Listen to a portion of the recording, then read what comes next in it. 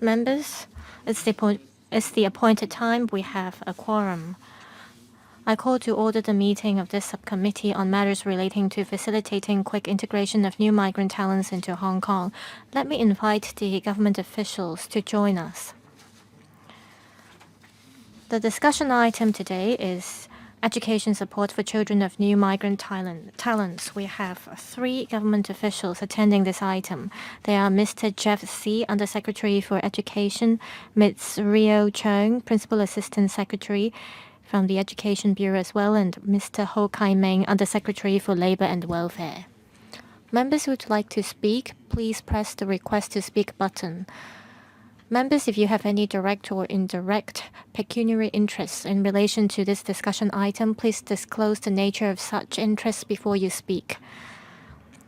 Let me invite Mr. Jeff See, Undersecretary for Education, to walk us through the paper first. Thank you, Chairman. The government is committed to nurturing talents, and we've rolled out different talent admission schemes to attract talents from all over the world to come to Hong Kong. We've also rolled out support measures to allow talents to better integrate into the community. The Education Bureau has rolled out supporting measures to support dependents of successful applicants under various talent admission schemes, as well as newly arrived students, to adapt to the local environment. I would focus on the diversified education choices in Hong Kong, the support measures that we have rolled out, as well as our channels for providing educational information. Hong Kong has a diversified education system which provides students with different choices. Children, including dependents, coming through the talent admission schemes can be issued a registration certificate for kindergarten admission to attend kindergartens to receive government subsidies. Also, different private schools provide pre-primary educational programs to provide diversified choices to students with different background and learning needs. Regarding primary and secondary education, the school system in Hong Kong is mainly public funded. Currently, there are over 800 public sector primary and secondary schools, including government schools, aided schools, and capered schools.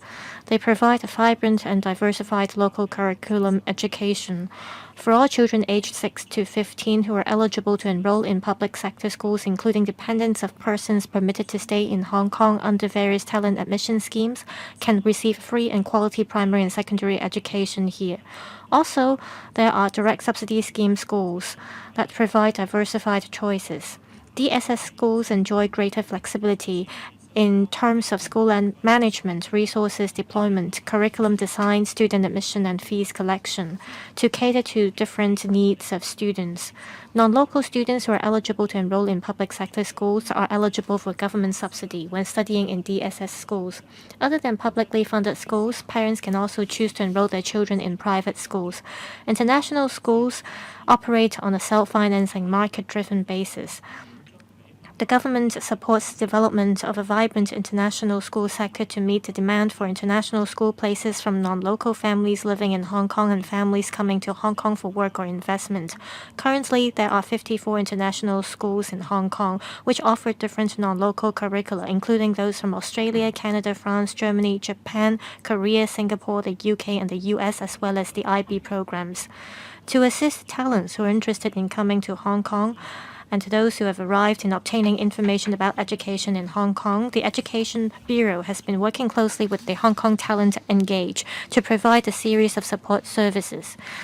They include uploading information about education in Hong Kong. There are hyperlinks to information or lists of Hong Kong publicly funded primary and secondary schools, as well as the website of international schools in Hong Kong.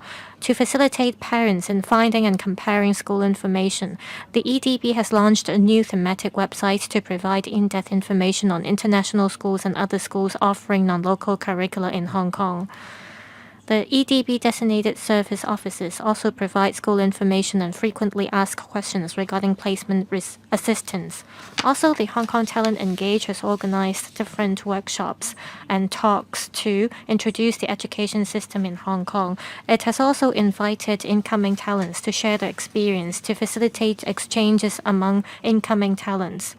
The Education Bureau has organized joint exhibitions for parents and children interested with comprehensive information so that more people can get familiar with the school education system in Hong Kong. Some schools even organize school visits, class observations, and experiential learning sessions for newly arrived families so that they can have direct experience about the local learning environment.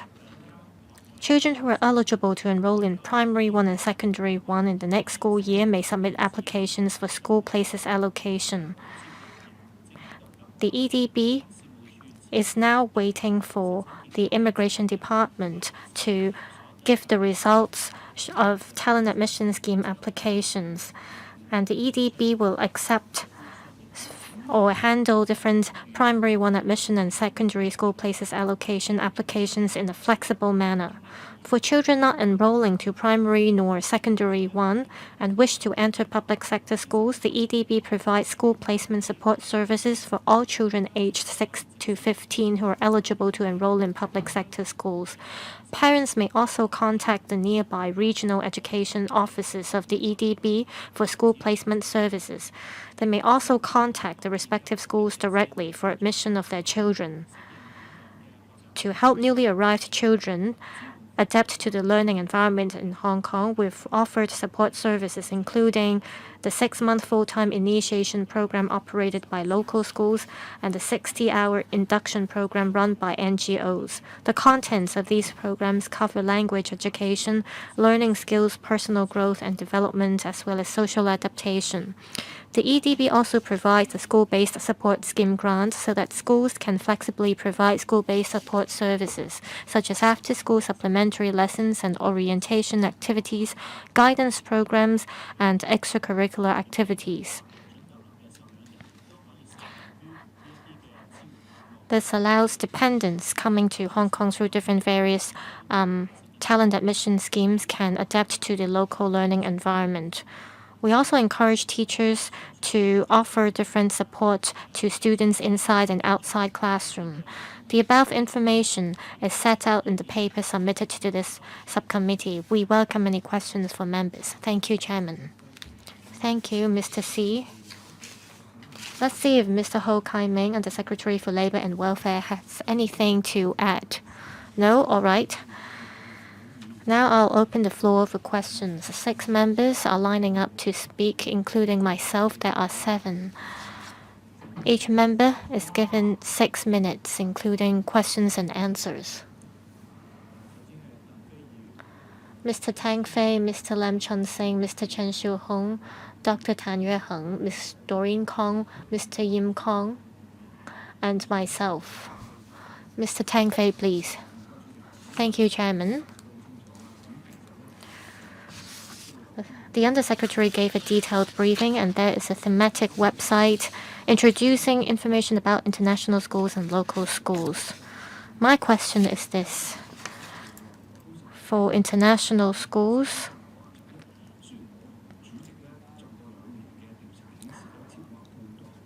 I've done surveys, and over half of them are DSS schools. However, some high-end families, they opt for international schools, but there isn't enough information about the international schools in Hong Kong. Some people say that some public sector schools would merge with other schools, and at the same time, we're seeing an increasing number of international schools.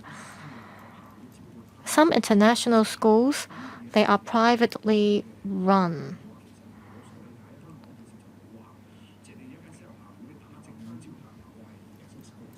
Some private schools, they call themselves international schools as well.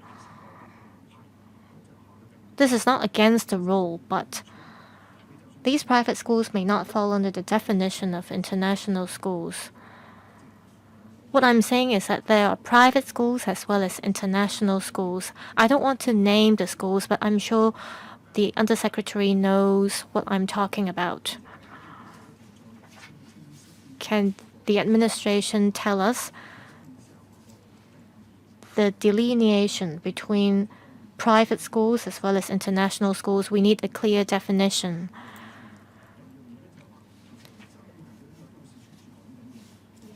My second question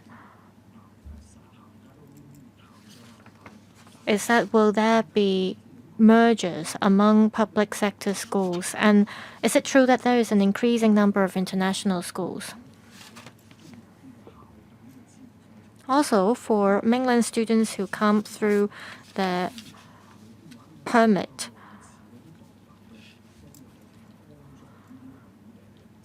can they enroll in special programs?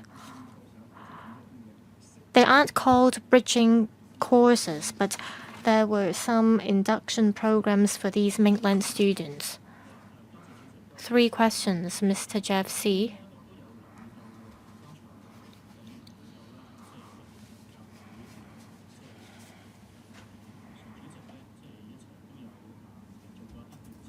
I know that the Federation of Education, as well as some other organizations, have conducted surveys on the schools in Hong Kong. According to results, 20 to 30% of the respondents said that children of talents coming through the Top Talent Pass scheme are interested in enrolling in international schools. Compared with public sector schools, we have relatively fewer private schools. We see that there is a certain level of demand for international school places, and so we have to monitor closely the supply of places in Hong Kong. Mr. Tang asked about the definition of international schools. Well, we call them private schools in general. For those that are not public sector schools or DSS schools, then they are regarded as private schools. International schools are one type of private schools. For primary and secondary schools, we also have something called PIS. Concerning the definition of international schools, well, schools can't randomly name themselves as international schools. Normally, private schools need to, for example, run a school for 5 years to prove themselves to be an international school. For an international school, it will have to show what kind of curriculum they provide. And also, it will have to show after running or operating a school for a certain number of years in order to call itself an international school.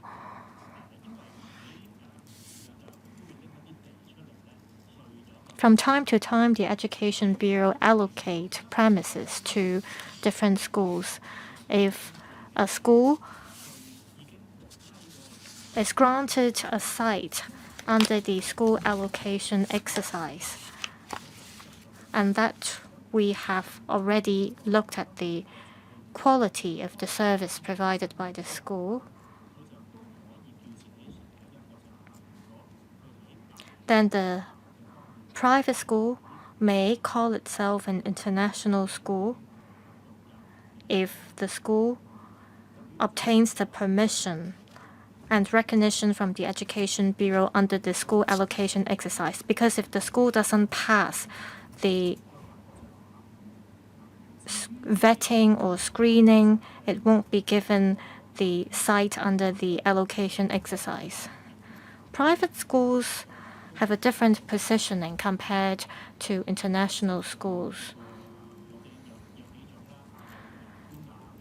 And for public sector schools, we have aided schools, government schools, and so on.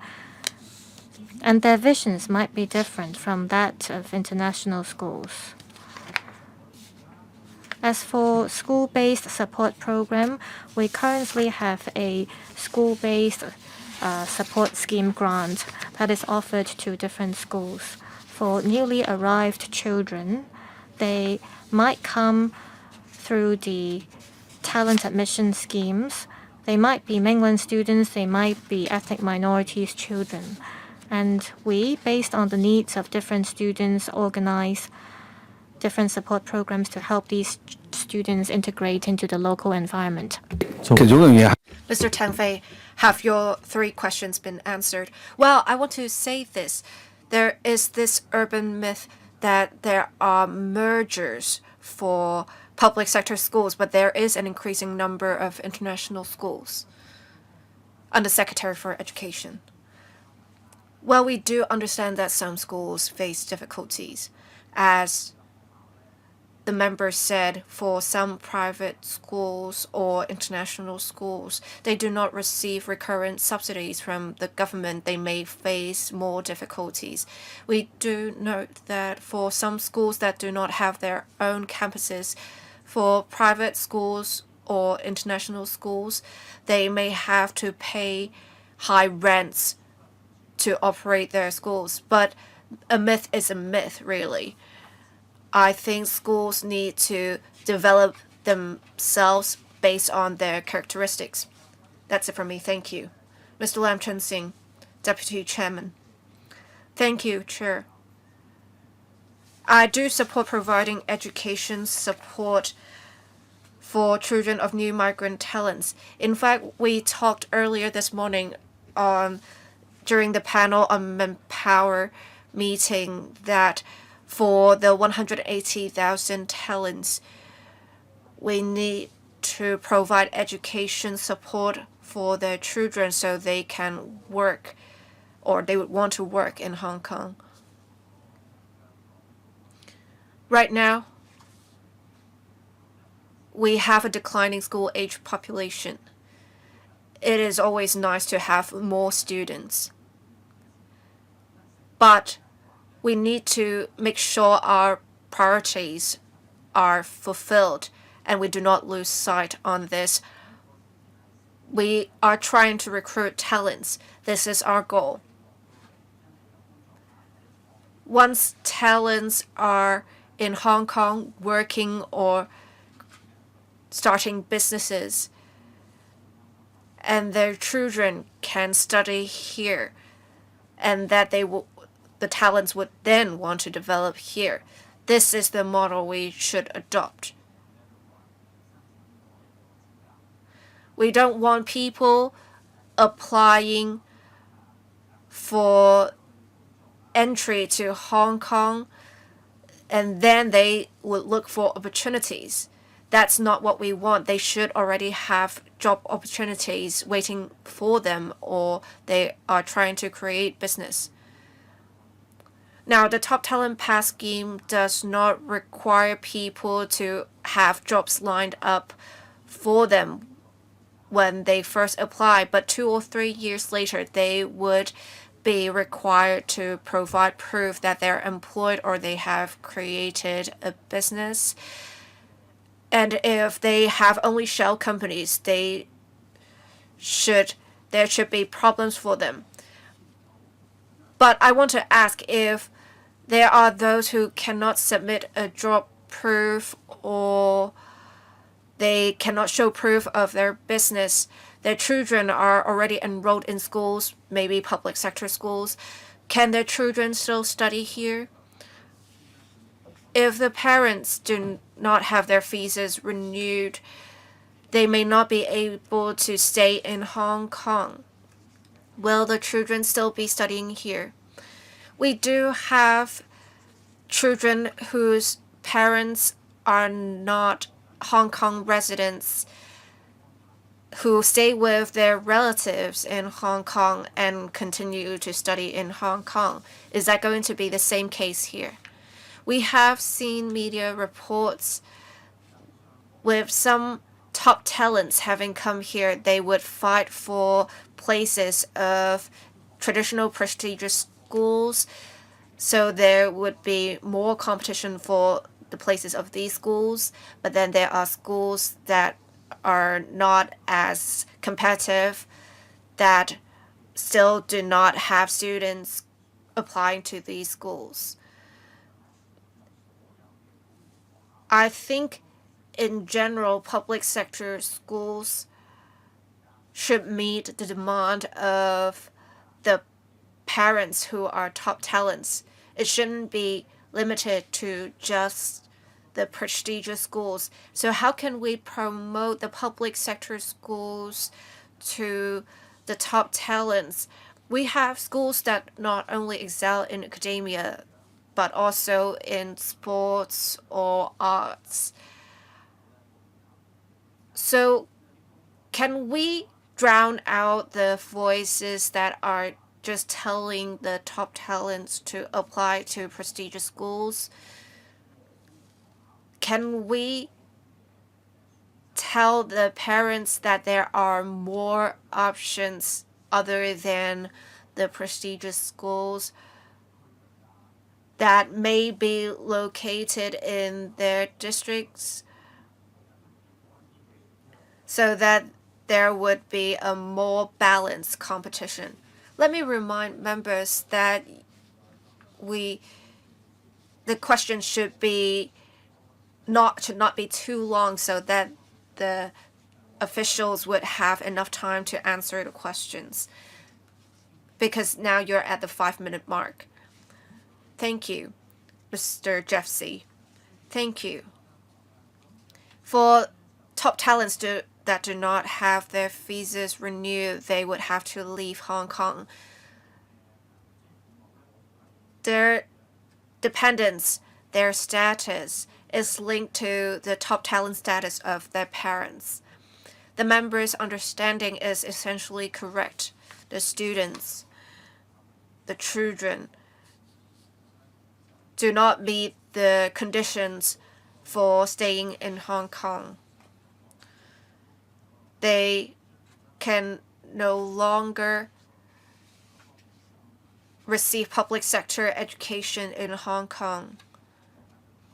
But we have been liaising with the education sector on this. We are not waiting until when the visas of top talents are supposed to be renewed to do this. We already know when approximately the top talent visas are going to be renewed, because we know how long the talents are supposed to stay here. We do let schools know about this as well. We hope that schools will maintain communication with parents on this. So if the student is only notified right before that they no longer have the eligibility to study in that school, with them having their friends and school environment that is familiar to them taken away from them, it is not ideal. If we find out that parents may not have their visas renewed, we may do more to help the student adjust with the transferring of schools and so on, to make sure there are preparations made. On promoting different school options, we will enhance our work in this area. Next month, we will have a schools expo. We have hundreds of schools that will participate.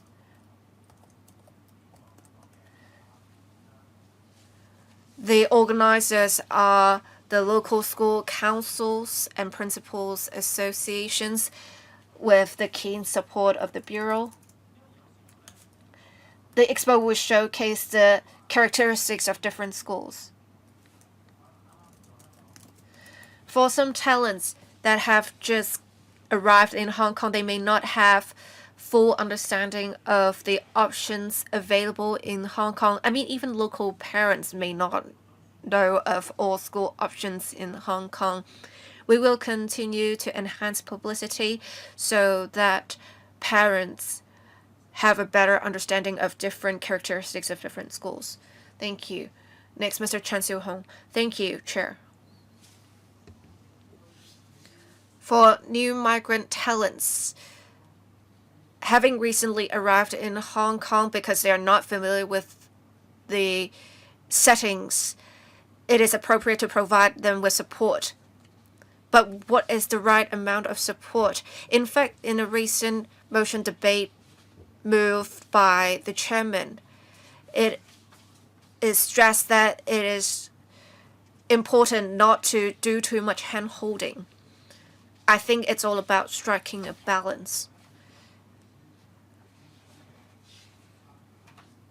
Such education support should not only facilitate new migrant talents, but also local parents. We should be fair to both groups.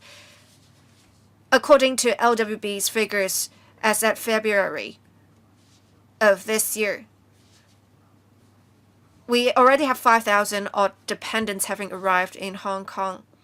But it was said that the administration did not have records on which schools the dependents go to.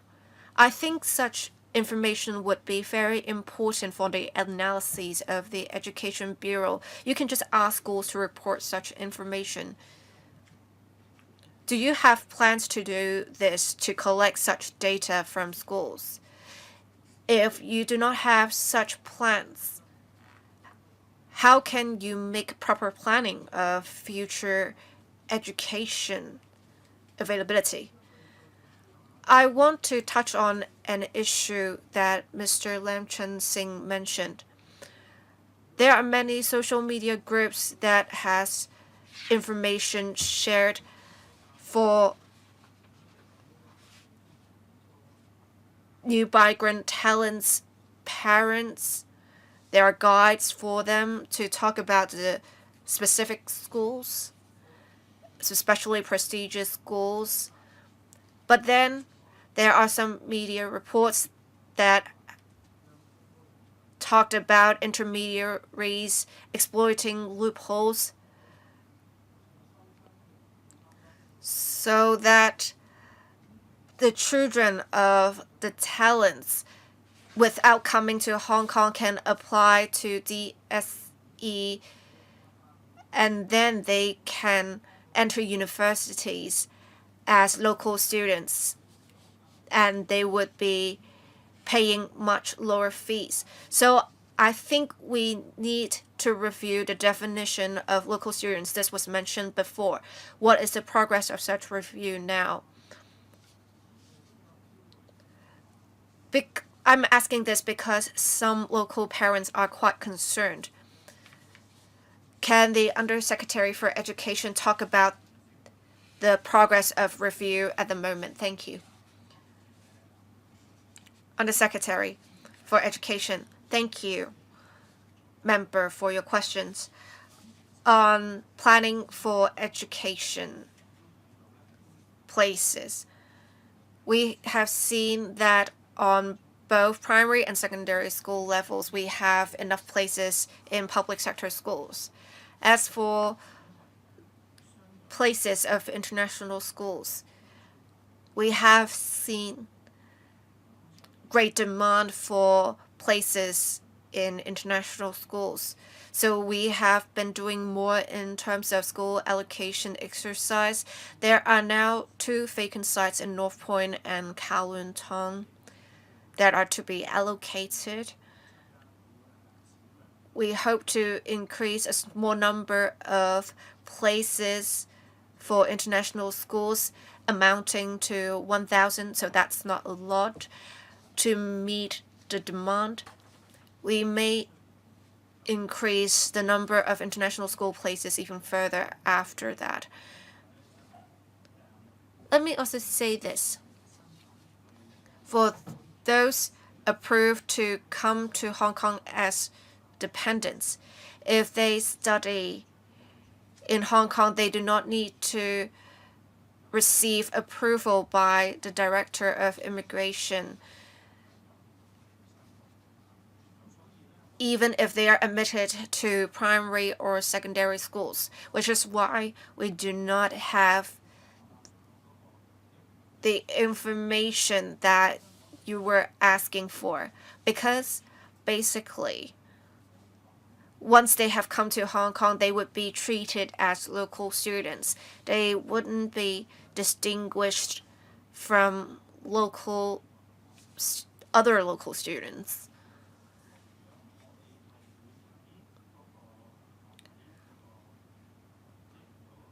We will review the supply and demand of school places, and we will keep in view the situation.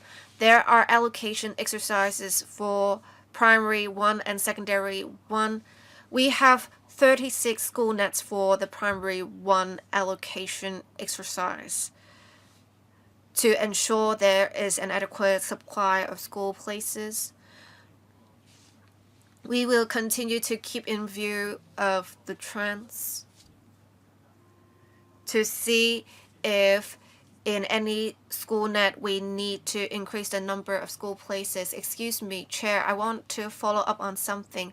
If you need to collect data to facilitate your planning, you can just ask schools to provide you with such information. What is the difficulty of doing that?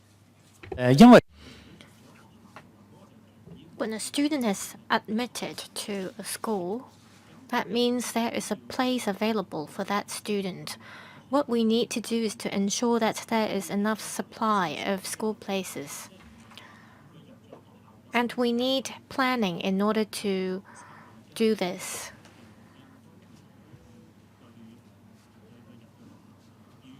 We do not look at specifically due to what reasons a student enrolled in a school. If a student is not admitted by the school, then there is no reason or no use for us to get the relevant information. Say, a talent coming through the Top Talent Pass scheme may reside in a certain district, and it may affect the supply and demand of school places in that particular district. The Hong Kong Talent Engage, the LWB, as well as the EDB have been looking closely at the supply of school places to ensure that there is enough supply. Mr. Chen also asked about the progress.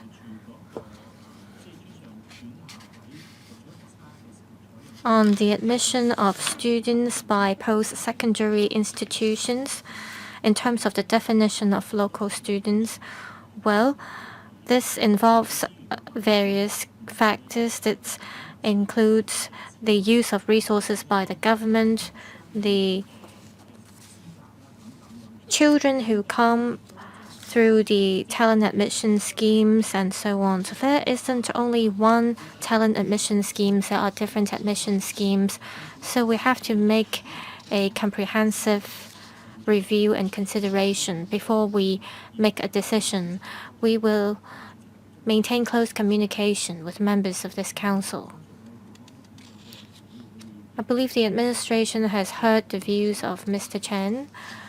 I'd like to add that in this year's policy address, there is a proposal to set a committee on education, technology, and talent.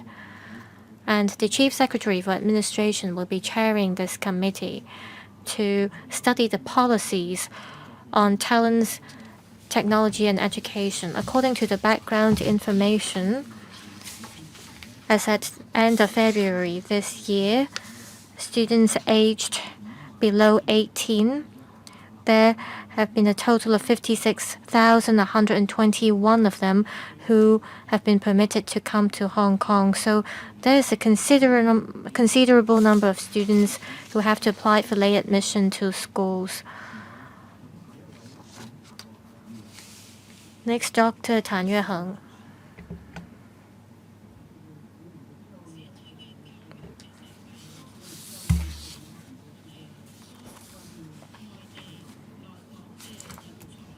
We have many talents coming from the mainland, and the education provided in Hong Kong is one of the reasons why these talents opt to come to Hong Kong. So whether these children can receive quality education and integrate successfully into the local learning environment is one factor that affects whether these talents would take root in Hong Kong.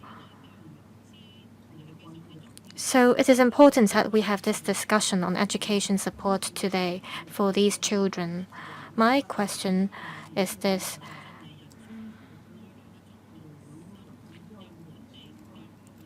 Have we looked at how well the secondary school students been integrating to the local environment? I'm referring to the newly arrived students. For younger children, they are more flexible. It might be easier for them to integrate into the local education system.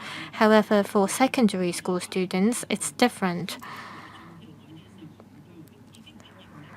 They had been receiving education somewhere else previously, and there might be adaptation problems for them because of differences in the local culture. They might have difficulties with making friends here, and this might affect their mental health. And this might also affect their academic performance. In this regard, does the Education Bureau have any support measures to help secondary school students who arrive lately in Hong Kong to better integrate into the local environment to ensure that they have good mental health?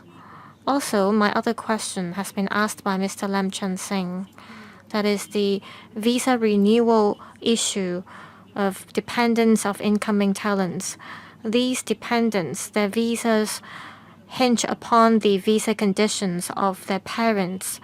If their parents' visas cannot be renewed, that means these dependents will not be able to stay in Hong Kong. This is a rather complex situation. This is because their visas may have to be terminated in the middle of a school year, and they won't be able to continue their studies here. We cannot stop these students from receiving education just because their parents' visas cannot be renewed. If their parents cannot stay in Hong Kong, are there any flexible arrangements so that these students can continue to stay in Hong Kong? This will help reduce their pressure. Can we introduce a transitional period during which these students can secure a place back in their hometowns before they're asked to leave? I thank Dr. Tan for the questions. Firstly, on how well the newly arrived secondary school students are adapting to the local education system. In this regard, we've been learning about this, and we've been in talks with schools. Like the member said, these students often face language problems. For students who come from other places, they may not be able to speak Cantonese. For those who are from the mainland, they are used to reading simplified characters. From what we understand from school principals, these students face certain difficulties and challenges. They also face challenges in terms of studying English in Hong Kong. So we provide subsidies to schools. For newly arrived students, during their first 6 months here, they are put into initiation programs or induction programs. We offer subsidies to schools, and schools can make use of the subsidies to roll out different school-based activities for these newly arrived students.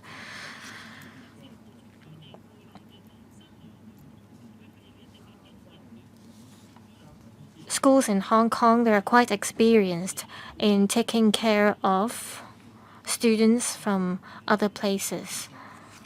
Over the years, we've had overseas students coming to study in Hong Kong's primary and secondary schools. We also have cross-boundary students who come to Hong Kong to study through the one-way permit. So schools in Hong Kong do have experiences with taking care of these students. We also organize sharings for schools in the North District. They are quite experienced with taking care of mainland students, so they can share their experiences with other schools. On the question about visa renewal, under the current arrangement, if parents fail to have their visas renewed, they will have to leave Hong Kong. Their children, that is their dependents, will have to leave Hong Kong as well with their parents.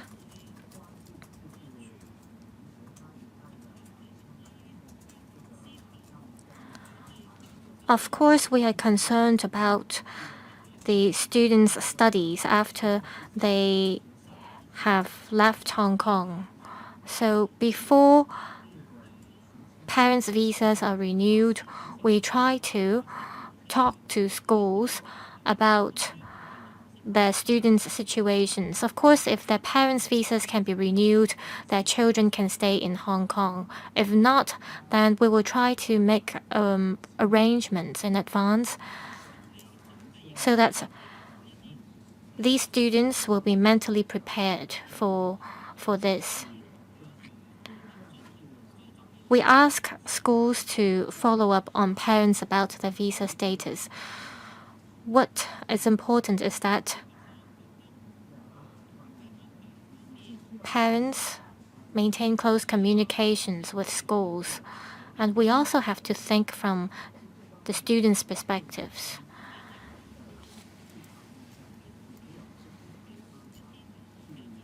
We will talk to schools to see whether there can be better arrangements so that a transitional period can be put in place. Also, if parents have to leave Hong Kong and that their dependents cannot stay in Hong Kong by themselves, this will be another issue. In this case, the children will have to leave with their parents as well.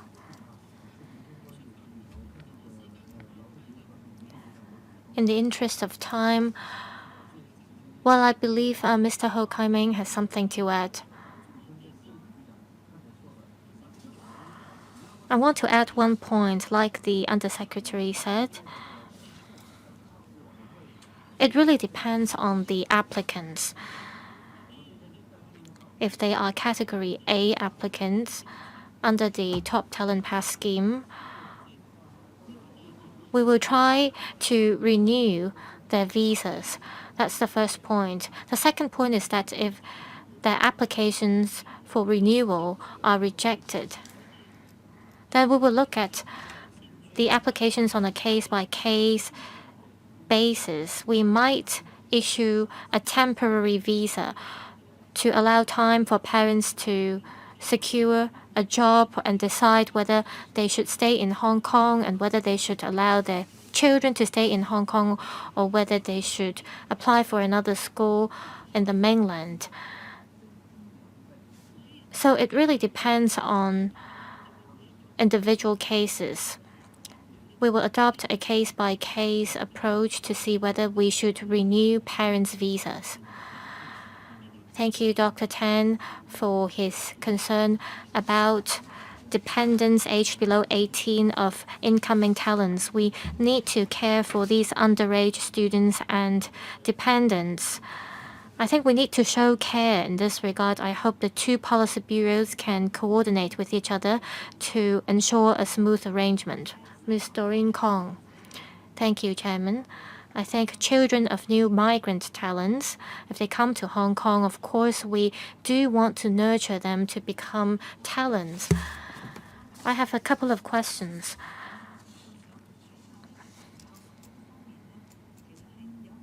I want to know, apart from language barriers faced by students, I believe that there are other challenges faced by newly arrived students.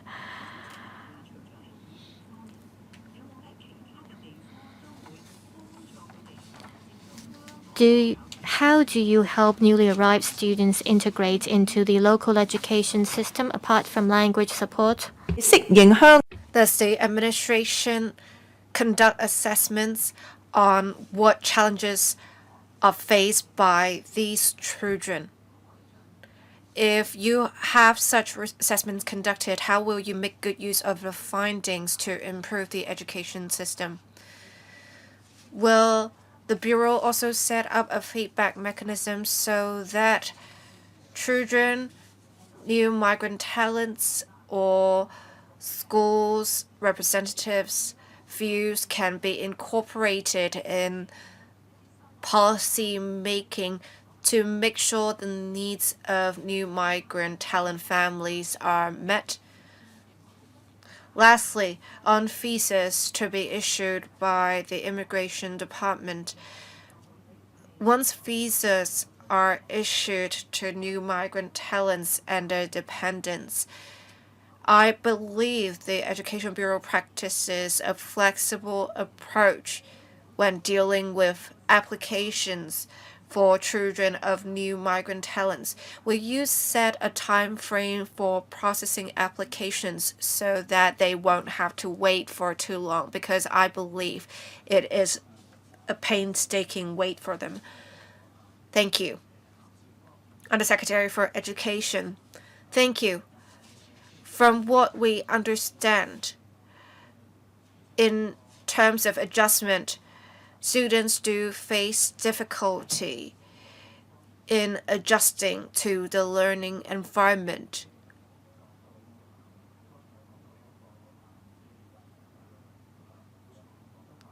For example, there is the language barrier. They cannot speak Cantonese fluently. They studied simplified characters instead of traditional characters. We ask schools to flexibly arrange for school-based support for children of new migrant talents, including extracurricular activities, guidance programs, orientation activities, as well as after-school supplementary lessons. So for new migrant talent parents, if they have any feedback for the Education Bureau, we are more than willing to take them into account to see how we can enhance our education system. I think an important part of this would be homeschool cooperation and communication. We have different children with different needs. When communicating with parents of new migrant talents, through such, schools should be able to provide more specific support to these parents. On visas, I think Mr. In Kong may not be familiar with the mechanism. So say for primary 1 and secondary 1, we have an allocation exercise mechanism.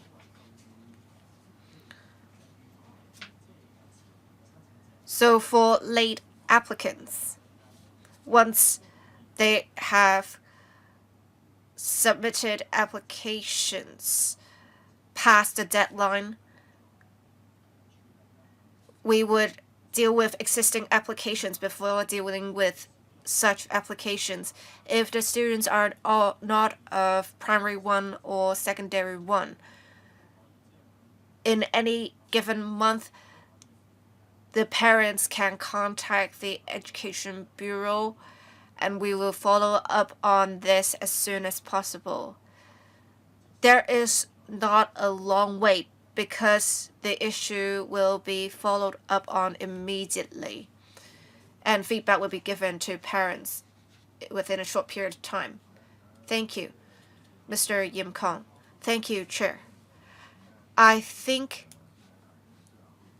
we have many new migrant talents who will be interested in our discussions. That's why I'm going to speak in Putonghua.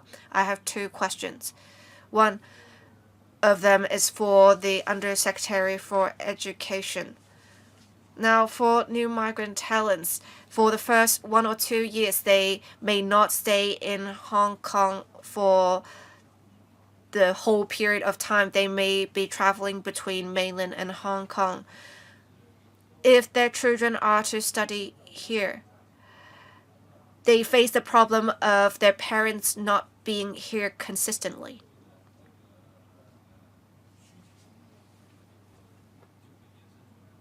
So there is a demand for some services to be available. I know that there are not many primary or secondary schools that provide vocational education. If we have a greater demand for such education, would the Education Bureau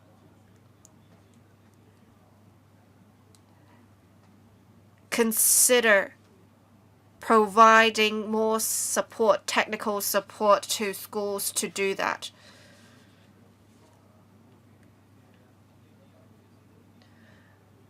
Now, there are other members that talked about providing adjustment support to children of new migrant talents, but these are only short-term solutions. I have a suggestion here. We want to have the children of new migrant talents to adjust to schools as soon as possible. If they cannot adjust, the children may be demotivated and they may be studying the grade again. Is it possible that we have schools provide foundation courses? So say we have 6 years of secondary school. For forms 1, 2, 3, we can have some pilot points that we have schools that would provide foundation school courses for the specific grades, so that we can provide the right kind of support for these children to catch up with the curriculum. That's my suggestion. Thank you. Undersecretary for Education. Thank you, Chair.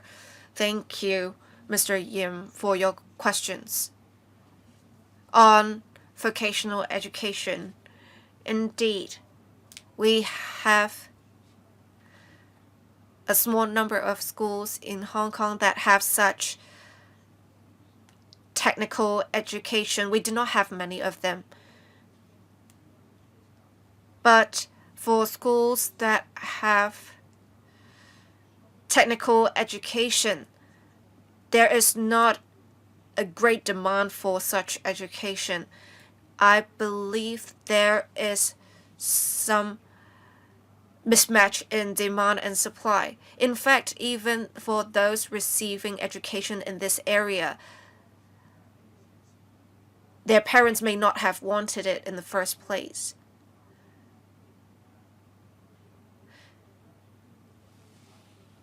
It would also be hard for us to build hostels,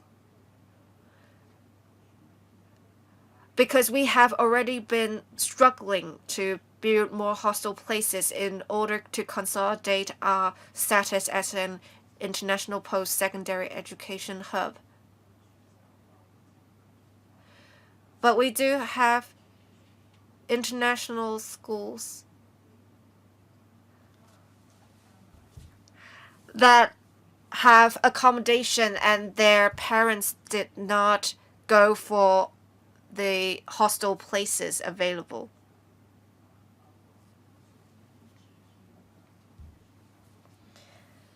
Well, we have actually talked about providing hostel places by DSS schools.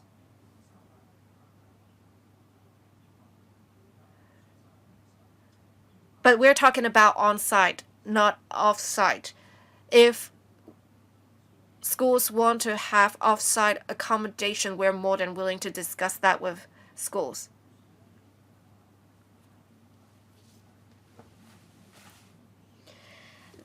Another question of Yim Kong I don't quite understand.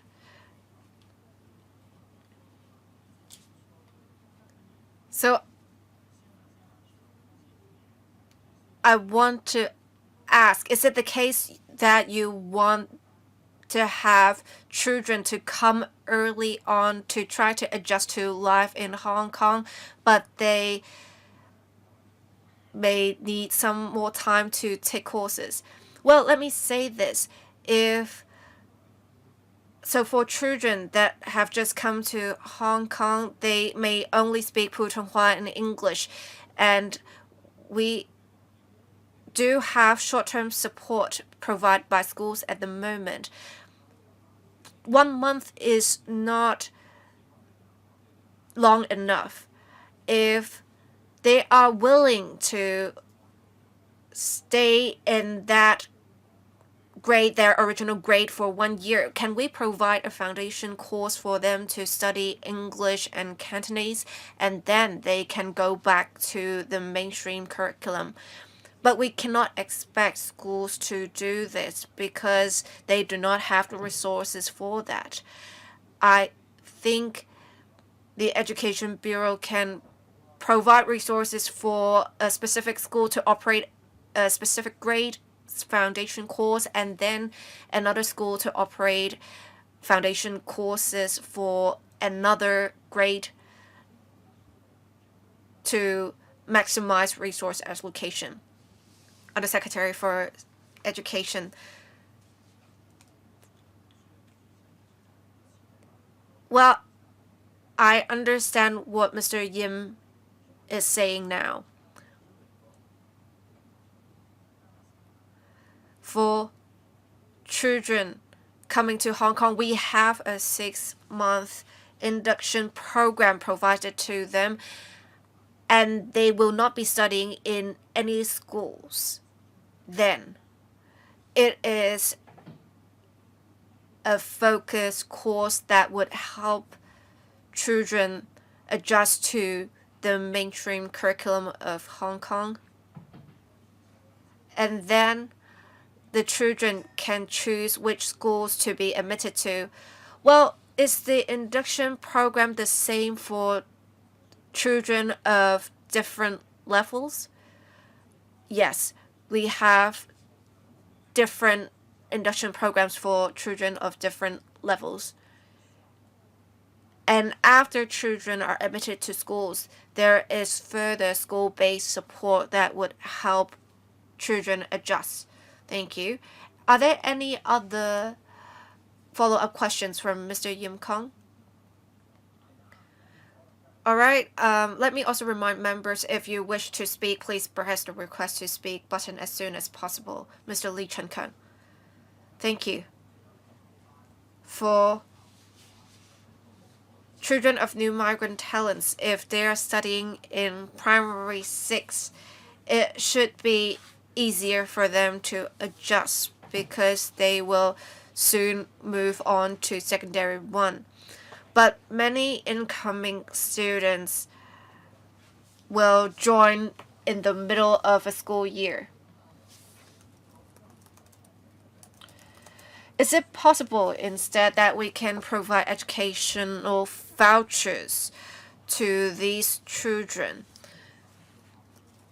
so that they can go to whichever schools they want, so that they can apply to these schools? In fact, in many mainland or Greater Bay Area cities, we have some schools that are for children of Hong Kong parents.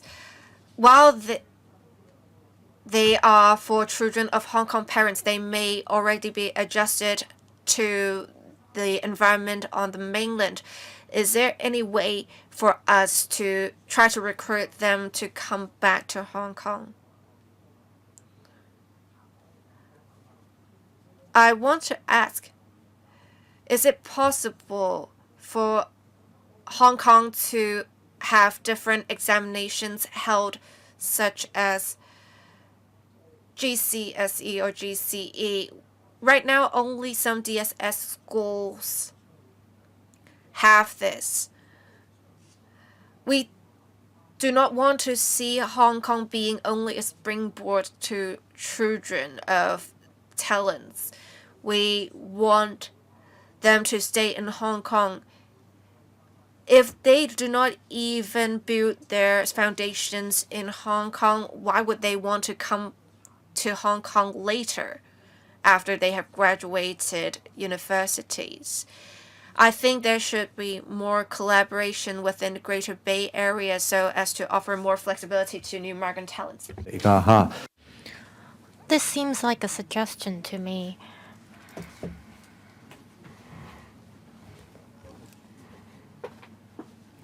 This is a suggestion to offer more support measures for children of new migrant talents.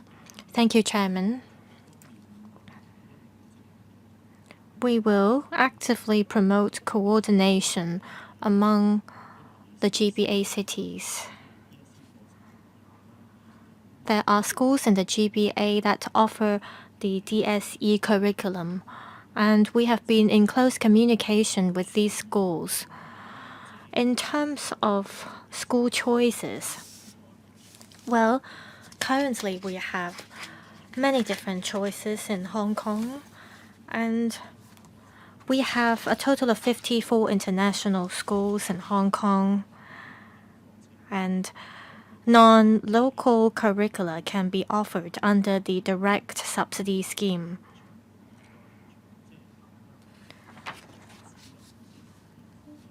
To encourage children of new migrant talents to stay in Hong Kong, apart from primary and secondary education, post-secondary or tertiary education is crucial too. We want to build ourselves into an international hub for post-secondary education. That's why we've been promoting higher education in Hong Kong.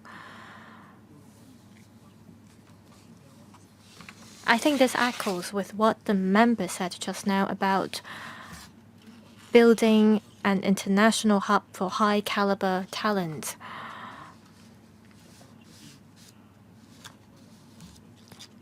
Some children of new migrant talents, after coming to Hong Kong, they may study somewhere else. Even if this is the case, as long as we are able to lure them back into Hong Kong and we can attract them to come back to Hong Kong for further studies, I believe this will still be beneficial for the city.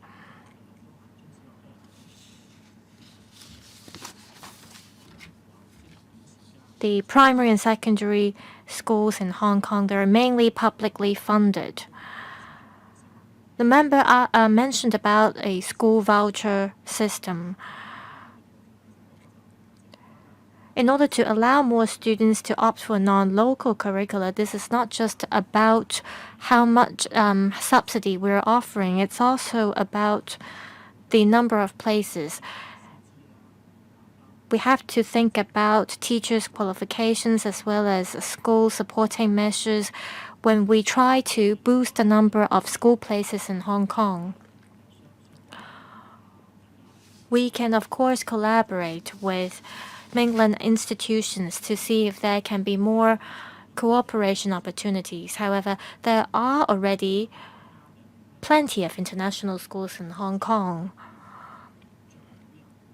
In terms of how we can retain talents and to encourage children of new migrant talents to actually take root in Hong Kong, it depends on various factors. For example, if there are enough job positions in a certain field or sector to attract them to stay. I have one point to add.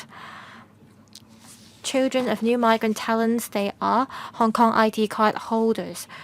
I believe the Education Bureau has reserved certain resources for them. For example, you buy school places every year, and you have to earmark certain funding for this. Instead of spending money to subsidize international schools, can you allow parents to make the choices on their own? Parents should be allowed to choose to enroll in schools in the Greater Bay Area. For transfer students, they are admitted to a school in the middle of a school year, and it might be hard for them to enroll in schools that they desire. So that's a suggestion from Mr. Michael Lee. Yes, Ms. Carmen Khan. I thank the Secretariat for the background brief. In this background brief, two figures are mentioned. According to the paper as at February this year, a total of 56,121 unmarried dependent children under the age of 18 were permitted to come to Hong Kong as dependents under various talent admission schemes. As they are not required to obtain prior permissions from the Director of Immigration for receiving education in Hong Kong, and primary and secondary schools aren't required to report to the Education Bureau for admitting such dependents, the government does not have statistics on the number of the relevant dependents studying in Hong Kong.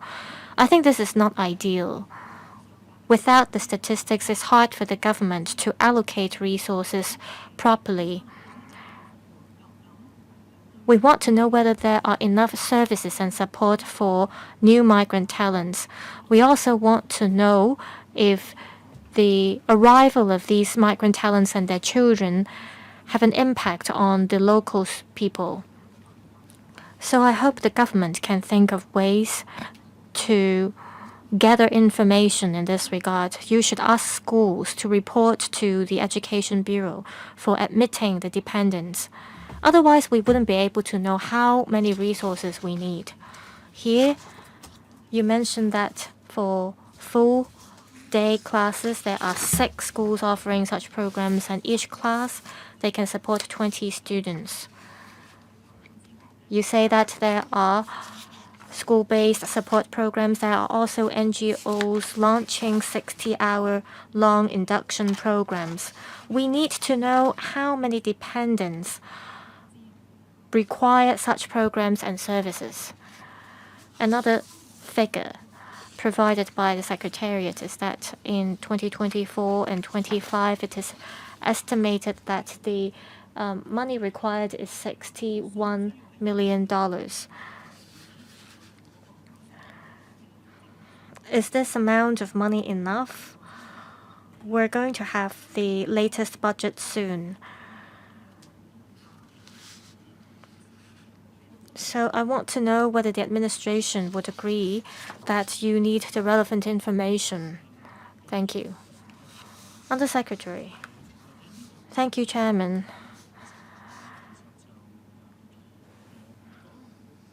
I'd like to explain to the member about the figure.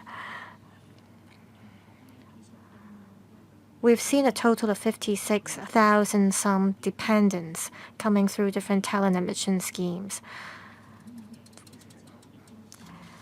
They are of different ages, and they also opt for different types of schools. For example, a secondary school student would need different types of support and resources compared to a younger student. We currently have the induction programs. We also have the school-based support scheme grant. What matters is that schools can, based on the different needs of students, provide the appropriate services and support. For example, I mentioned that some newly arrived children, they do not speak Cantonese and they might need more language support. However, there are also new migrant talents whose children do speak Cantonese, and in those cases, what they need would not be language support. Of course, I understand that it's more ideal if we can gather more information and statistics from schools, and it is not that hard for us to do so. However, each school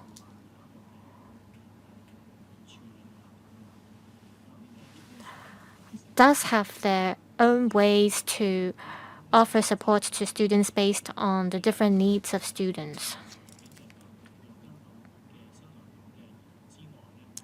Apart from dependents who come with their parents through the different talent admission schemes, we also have other newly arrived children.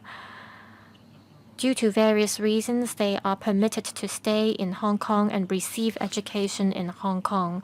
These newly arrived students, they can also get the educational support that we offer. As mentioned, we really need to look at the needs of different students in order to give the right type of support. Chairman, it is exactly that we have to look at the different needs of students, that we have to have a grasp of the information and statistics. Now I can only see that there is a total of 56,000 some dependents under the age of 18 who came to Hong Kong through the different talent admission schemes. We need to tell the local citizens how many resources these dependents are using. Are they taking up 10% of the school places, for example? There are always solutions to different problems. You're only telling me that you aren't able to get the statistics.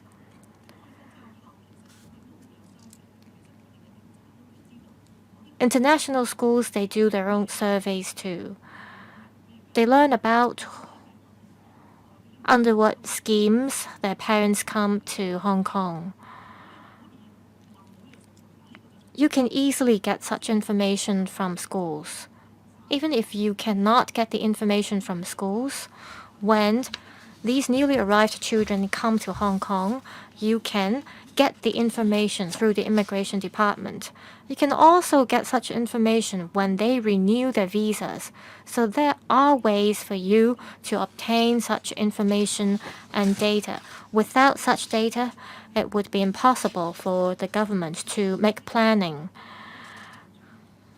This subcommittee is great because we have touched on various topics. Education is one of the topics that we discuss here. We know that without the relevant data, we won't be able to know how the resources should be allocated. Some members asked about the definition of local students, and the administration told us that it is still reviewing the definition. For students aged above 18 and they require a UGC funded university place, do we know if we have enough supply? Do we have such information? So the administration should try its best to look for different solutions. I hope the Education Bureau as well as the Labour and Welfare Bureau can take note of this. Chairman, I declare that I am the Supervisory Chief of the Hong Kong Top Talent Services Association. Well, I'm the last one to speak. I declare that I'm the founding chairman of the Hong Kong Top Talent Services Association. First of all, I'd like to commend the effort of the Education Bureau. I see that according to paragraph 8 of the paper, the Education Bureau has accepted primary one admission and secondary school places allocation applications made by dependents of applicants whose applications for talent admission schemes are pending approval from the Immigration Department and handled them in a flexible manner. I want the administration to confirm whether all the schools in Hong Kong have received such notice. And I want to know how long applicants have to wait. After an incoming talent gets a letter from the immigration department, some of them might be able to get the final approval in 1 to 2 days. Some have to wait for perhaps 6 to 8 weeks or longer. I want you to confirm that all these school applications can be dealt with in a flexible manner. My second question relates to what Ms. Common Khan said. We are now in an AI era. So it's not the case that we are keeping data for 7 years now. We should have reasonable expectations for data retention of different bodies and government departments. So say for children who are joining mid-year, is it possible for the government to disseminate information in a way that you can provide a list of schools that have secondary 2 or primary 4 places available? Would you be able to provide chatbot services or big data services? This should facilitate not only new migrant talents but also local parents. I want to ask if the Education Bureau has any plans for enhancing information services. I'll have only 2 questions for now. Thank you. Undersecretary for Education. Thank you, Chair.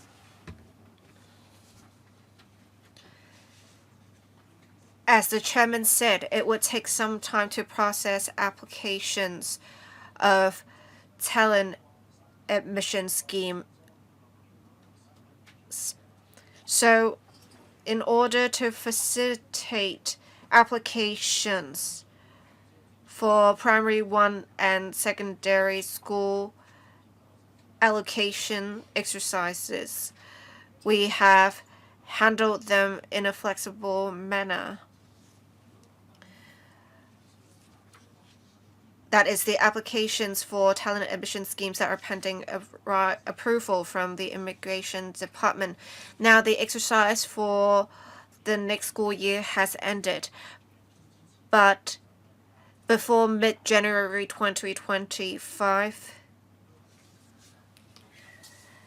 parents may submit applications to the Education Bureau still.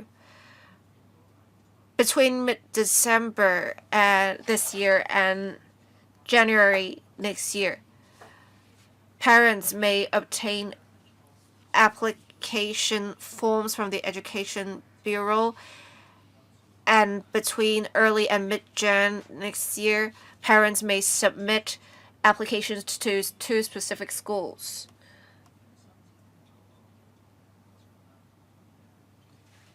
Of their preference.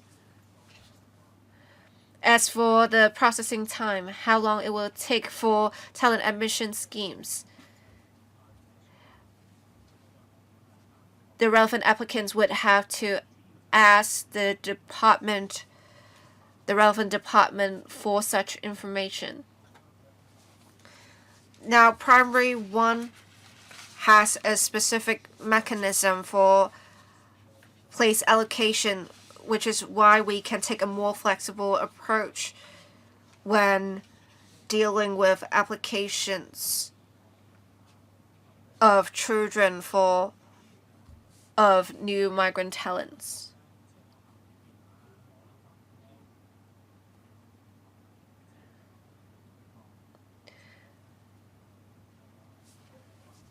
Now, with students, they may join or leave schools at different times of the year. Of course, we can employ technologies to have schools provide real-time availability of school places. But this can be a significant administrative burden on schools. We don't want to impose that heavy of a burden on schools. If such information has to be updated every week, that may be too much. But if it can be updated, say, every month or every semester, I think it is worth discussing with schools how best to disseminate information. In fact, schools are more than willing to take more students if they have places available. It's more about the dissemination of information, making sure that parents know about the availability of places at certain schools.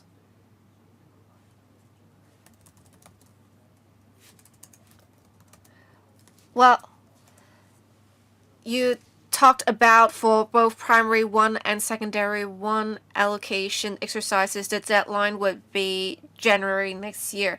I urge the government to enhance publicity on this to make sure new migrant talents are aware of this piece of information so that they make applications as early as possible.